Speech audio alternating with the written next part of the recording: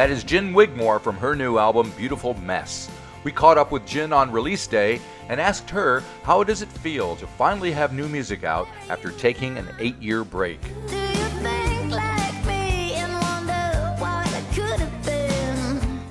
Oh my gosh, it's so good. It feels like giving birth again. Least painful. I'll take your word for it. It's so good. It's just so lovely to have all this hard work finally go into the hands of people that you love and care about and get received and work its way into the fabric of other people's lives and see what that exchange is and how it's going to, play out as a soundtrack for other people now. It's Gotcha. a really cool, great moment. So I know it's a very personal album and the songs are written, kind of inspired by your experiences over the past few years or so. Yeah. Which is great. But when you were writing these songs, were you writing them as a catharsis for yourself or as something for other people to get something out of, or a combination of the two? Honestly, I think it was really for myself. It was a way of trying to make sense of a time in my life that felt very unfamiliar and scary and heartbreaking and lovely and beautiful all at the same time. I mean, I've experienced having children during that time, separating and a divorce and changing countries and trying my hand at many different things, like running a hotel and now opening a business in New Zealand and everything all at once, So I think it was a way to sort of those feelings that you have and that overwhelm around that. Music has a great way of catching all of those thoughts and feelings and giving you an opportunity just to sit with it and find the lyrics and find the melody. And then it's sort of like, it's like a shared mental load, It's not, once you've sat with a feeling and a thought and put it into a song, it's not, you don't live in fear of that thought anymore. Right. You make peace with it. So having not made music for so long, was it tough to get going again, or was it like muscle memory, or just right back at it? A little bit. You know what? I was really quite, I don't know. The feeling that came up for me was like I wasn't ready to confront a lot of these feelings. And so, because I knew that it required me to be very brave and courageous, especially leaving my marriage and staying with that decision to stay left. Which is a really hard part of the process, actually. And music, I knew as soon as I opened up music, it would all come like vomiting out. And so I was quite reluctant to go to mess around with music because of that reason, because I had so much to get off my chest that I didn't really want to. I wasn't ready for it. I wasn't ready for the fallout and the collateral damage of it all. So I sort of busied myself with so many other things, like running a hotel and living in the desert and just escapism, basically. Right. Felt like that was easier. And it was really my friend, longtime buddy and guitarist, Dave Goodison, that was just like, shook me straight and said, Gin, what are you doing, man? Like you just left music out to dry. Like you need to, you need this. This is how you're going to work out a lot of this dysfunction in your life. And he was absolutely right. And it's really freed up so much space in my heart and soul to come into my own in this part of my life.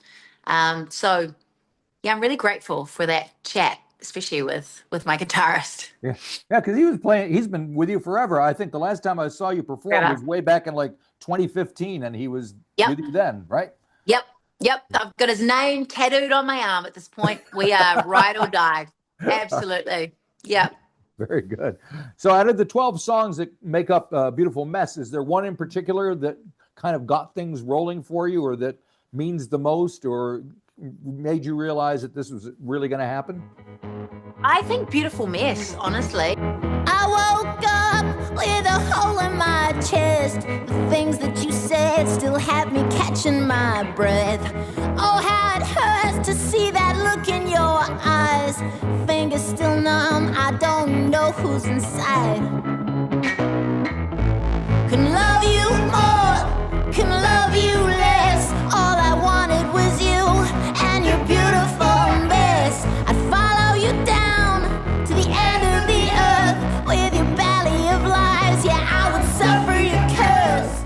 it was the one that sort of cracked it all open for me, to be honest. Like, it was that song that was the kind of like the aha moment, like, oh wow, I know what turn this album is taking, and it's not going to be an easy one. It was like the writing was on the wall, for lots of things, and I wanted to, production wise, it was really important to make that feel uncomfortable and unpredictable, and not take your general formula. I mean, it's only like 2 minutes 30 or something as well. It's short and it's Yep. straight to the point, and lyrically it cuts right. Right from the first lyric, I woke up with a hole in my chest. It's like it's you visualize the whole thing. You're in it, and I think that's really indicative of the whole album. You're like in it. I want to place you right there in the jugular at all times. All right. And having lived in the US and out in the desert and whatever, and now you're back to songwriting and recording and all that, do you think of yourself as a different artist, or are you the same artist, just a little bit older? Yeah, I think I think it's about the person I am, and I think that person is always evolving, and that feels to me to be a really healthy way to move through life, is to be open and available to grow and open to grow. I think that's how you continually keep learning lessons and how you better yourself and the people around you. It's about relationships, and the more you can be accountable and vulnerable and open in those in relationships, I think that makes for a better human and human experience, and therefore a better songwriter, because you got more tools to work from. Right. So yeah, I just think it makes for I'm more well-rounded as an artist, and I'm able to go deeper quicker. Um, and I get to a point, I'm at a point now where I really genuinely what people think. So it's a really nice, peaceful space. Like, I'm not crying myself to sleep about, oh my God, did I say that? Blah, blah, blah. It's just like, it is what it is, That was my experience, and I'm going to write about it and say la vie, All right. So now you're back living in New Zealand, and you're running a cafe down the street here. I had one of your toasted sandwiches, by the way. Very good. Cool. Love it. Yes. You were away at the time. But is New Zealand a different place since the last time you were living here? Does it feel different to you? It's not, I don't think the place has changed too much, but I think my experience of it has changed massively. I mean, I left New Zealand when I was 17 and kind of couldn't wait to get out, because I saw the ceiling and I was always pushing for more and bigger and different and everything. And so I couldn't be in a place that felt restricted, and I felt restricted. And so I wanted to get out, and I was rebellious, and I was a brat, and I was just pushing for change always. So it was really a good time to leave, but then a really great time to come back, because now I see it through my experiences now here are really through my kids' eyes, right? And what benefits them here. And that's as a byproduct benefits me. I just want them to be happy and stoked, and retain their childhood as long as I can, and their sense of innocence and safety. And I feel like this, for me and my family, is a better place for us to be right now than Los Angeles. So I'm really fortunate that I do have the opportunity to live here and raise my kids here. Feels great. Yep. All righty. So you did record the album in the desert, right? Yeah, I recorded some of it out in Los Angeles in Silver Lake, and then most of the mess side is out in Los Angeles, and then most of the beautiful side was out in Yucca Valley, just north of Palm Springs. Right. And did you know when you were making these songs that one song was going to be on one side and one on the other? Did you have that? No.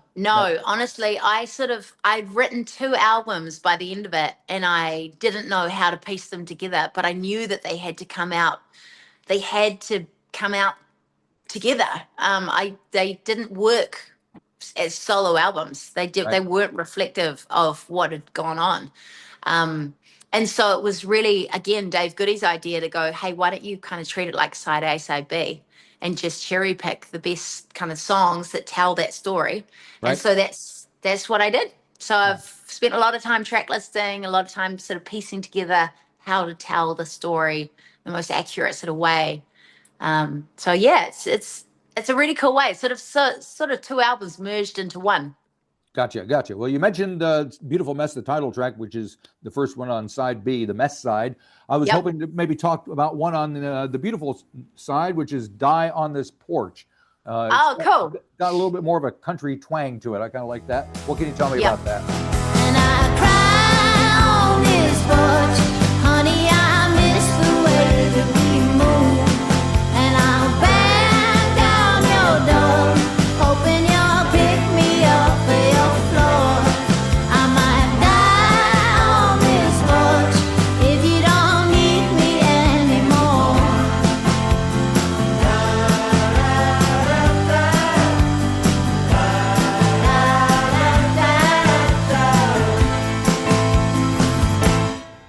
Yeah, Die on This Porch. I love that song. I mean, I think it's so painfully loving, and I love to love. I love hard and intensely, and I got this like Romeo and Juliet style love attachment, for better or worse.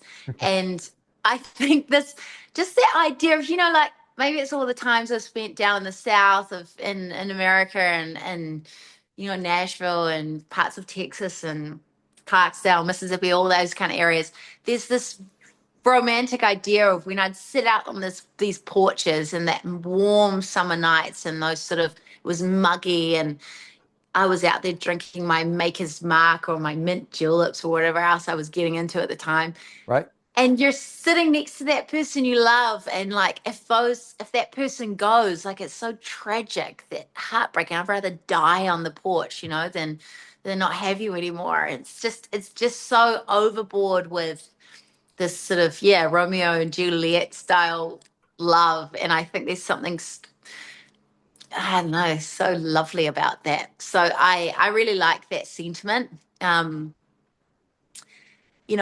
the love is all, I think that's sort of Die on This Porch. Okay. All right. And now that you've got the record out, are live shows in the cards here? Are you going to be doing Definitely. Yep. Definitely. Yeah. I think that's kind of going to be the next year of my life is going to be juggling live shows, raising my boys, managing the deli, doing all the things. But yeah, I'll definitely go through New Zealand, Australia, the US, back to China. Kind of however and wherever I can go to get this album into people's lives and see that exchange and how it's affected people will be number one on the list for sure. If you enjoyed this episode of the 13th Floor's Music Talk series, please be sure to subscribe to the website or to the YouTube channel. Follow us on Facebook or Instagram and wherever you find your podcasts. There's a whole lot more to discover.